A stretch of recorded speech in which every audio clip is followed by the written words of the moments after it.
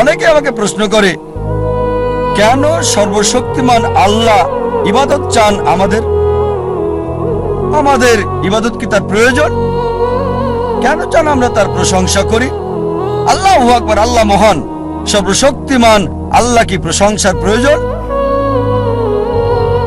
আল্লাহ উত্তর দিচ্ছেন পবিত্র কোরআনে সূরা ফাতির অধ্যায় 35 আয়াত 15, হে মানুষ, তোমরাই আল্লাহর মুখাপেক্ষী, আর আল্লাহ সকল অভাব মুক্ত, সকল প্রশংসা তার।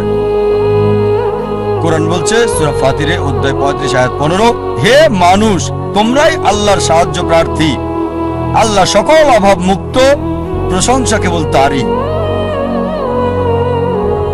আমাদেরকে আল্লাহ সুবহানাহু ওয়া তাআলা ইবাদত করতে বলেন, তার প্রশংসা করতে বলেন, তার ভালোর জন্য নয়, আমাদের ভালোর জন্য।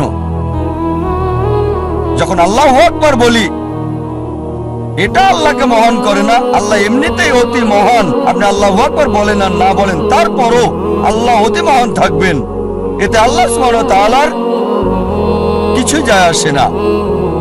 তবে আল্লাহ সুবহানাহু ওয়া তাআলা চান আমরা তার প্রশংসা করি, কারণ তিনি আমাদের মানসিকতা বোঝেন।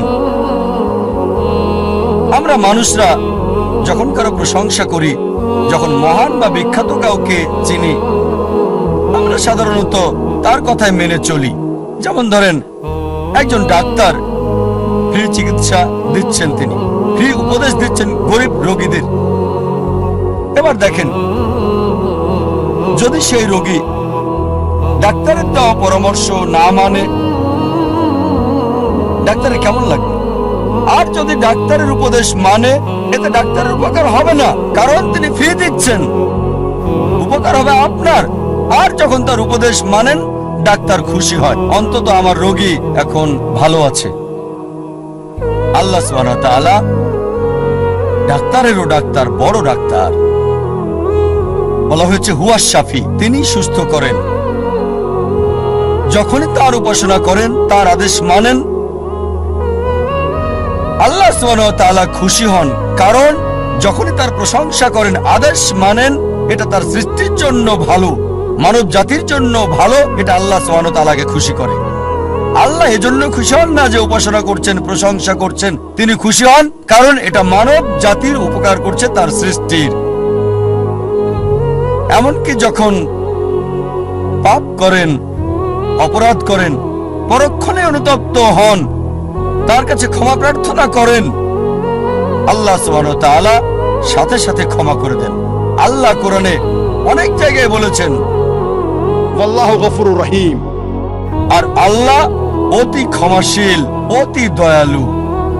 অনেক জায়গায় বলেছেন, সূরা নিসা অধ্যায় 4 আয়াত নম্বর 25, সূরা মাইদা অধ্যায় 5 আয়াত নম্বর 74, সূরা হিজর অধ্যায় 15 আয়াত 49, সূরা নাহল অধ্যায় 16 আয়াত 119, সূরা আল জুমার অধ্যায় 39 আয়াত 53, সূরা বুরুজ অধ্যায় 85 আয়াত 14।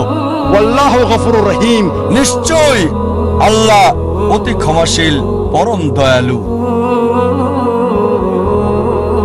যদিও তাকে মানছেন না, তাকে অমান্য করছেন, তার আদেশ মানছেন না, যখনই অনুতপ্ত হবেন, আল্লাহর কাছে তওবা করবেন, আল্লাহ মাফ করে দেবেন আর খুশি হবেন, তিনি খুশি হন।